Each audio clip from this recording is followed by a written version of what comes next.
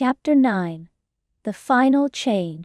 Tadano Hitohito stood in front of the full-length mirror in his bedroom, staring at the reflection that had, over the past few months, become both familiar and foreign. The transformation was complete. Everything about him, his face, his body, even the way he moved, was now identical to Komi Shouko. His delicate features mirrored hers perfectly. The soft curve of his cheeks, the gentle slope of his nose, the slightly pouty lips. His long silky black hair shimmered in the morning sunlight, cascading down his back in waves that framed his slender shoulders.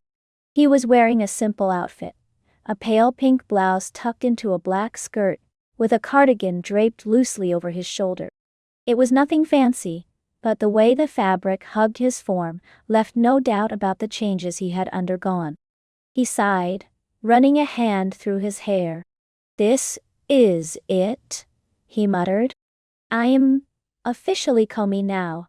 Well, Komi too." His voice startled him. It wasn't his voice anymore.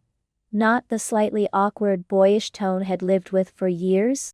Instead, it was soft, melodic, and indistinguishable from Komi's. Hearing it still felt strange, like an auditory betrayal of his old self. He turned away from the mirror, grabbing his school bag. It was a Saturday, but his family had planned a gathering with the Komi family to celebrate the completion of his transformation. His mother had been buzzing with excitement all week, and even his younger sister Hitomi had been unusually curious, asking endless questions about how he felt now that he was, basically, a girl. The truth? Tadano wasn't sure what he felt. The gathering. The Tadano family arrived at the Komi household just before noon. As always, the Komi home was immaculate, the garden perfectly trimmed, the house exuding an air of quiet sophistication. "Hitohito!" his mother exclaimed, nudging him forward as they stood at the door. "Stop fidgeting and fix your hair. You're representing the family now. Don't embarrass it." "Mom, I'm literally you in a skirt," Tadano grumbled, adjusting his bangs.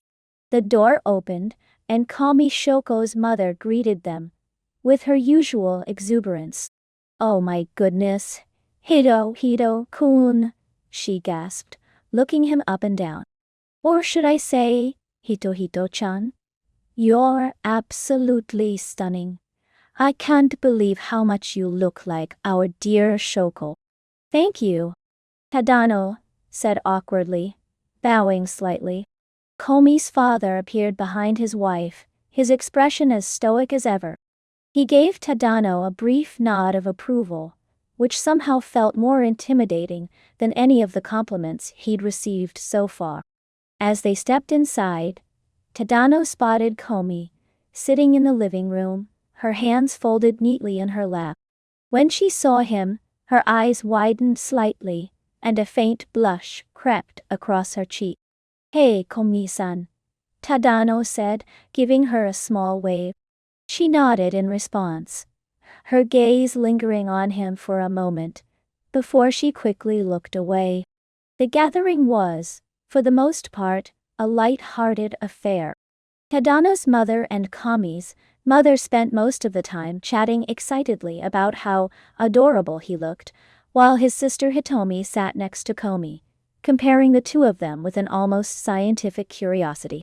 "You are identical," Hitomi declared, squinting at Tadano and then at Komi. "It's creepy how identical you are. Even your hair looks the same. How do you even tell who's who?" "It's not that hard," Tadano muttered, crossing his arms. "Yeah, you're right," Hitomi said, smirking. "Komi-san is graceful and elegant, and you're, well, you." "Yay, thanks," Tadano said dryly. Komi's lips twitched, as if she were holding back a laugh. The final adjustment. After lunch, Tadano found himself sitting outside, on the Komi family's back porch, staring out at the perfectly manicured garden. The air was crisp and cool, and the faint scent of blooming flowers lingered in the breeze. Komi joined him a few moments later, her presence quiet but comforting. She sat down beside him, her hands resting lightly in her lap. For a while, neither of them spoke. Finally, Tadano broke the silence. "It's weird," he said, staring down at his hands. "I thought I'd feel different now that this whole transformation thing is over. But I don't. I mean, I do, obviously. Everything about me is different. But I still feel like me, you know?" Komi tilted her head, watching him intently. "I guess what I'm trying to say is, I don't know what's next," he continued. "I've spent so much time freaking out about all these changes, but now that it's done, I don't really know what to do now. How do I go back to normal when I don't even look like myself anymore?" Komi hesitated, then reached into her bag and pulled out her notebook. She wrote for a moment, then handed it to him. "You've always been you. That hasn't changed." Tadano read the note, his chest tightening slightly. He glanced at Komi, who was watching him with a small, shy smile. "Thanks, Komi-san," he said softly. "That actually helps a lot." She nodded, her smile widening just a fraction. A moment of gratitude. As the afternoon wore on, the conversation turned to Tadano's wish, the one that had started this entire ordeal. "You know," Tadano said, scratching the back of his neck, "I made that wish because I wanted to understand you better, Komi-san. I didn't think it would, turn me into your clone." Komi's cheeks turned pink, and she looked down at her hands. "But," he continued, "I think it worked. I mean, I get it now. I get how hard it is to deal with all the attention, how people treat you differently just because of how you look. And I get why you're so amazing, because you handle all of that without losing who you are." Komi's eyes widened slightly, and she looked up at him, her expression softening. She picked up her notebook again, her pen moving quickly across the page. When she was finished, she handed it to him. "Thank you, Tadano-kun, for everything. You've helped me more than you know." He smiled, handing the notebook back to her. "Anytime."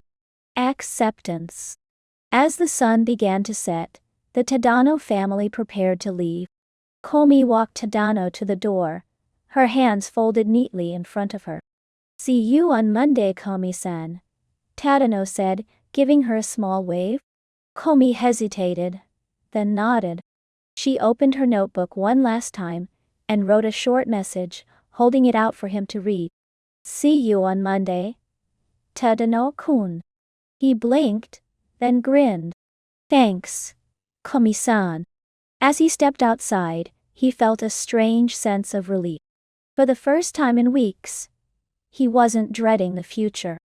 He didn't know what was ahead, but for now, that was okay. He was still Tadano Hitohito, no matter what he looked like.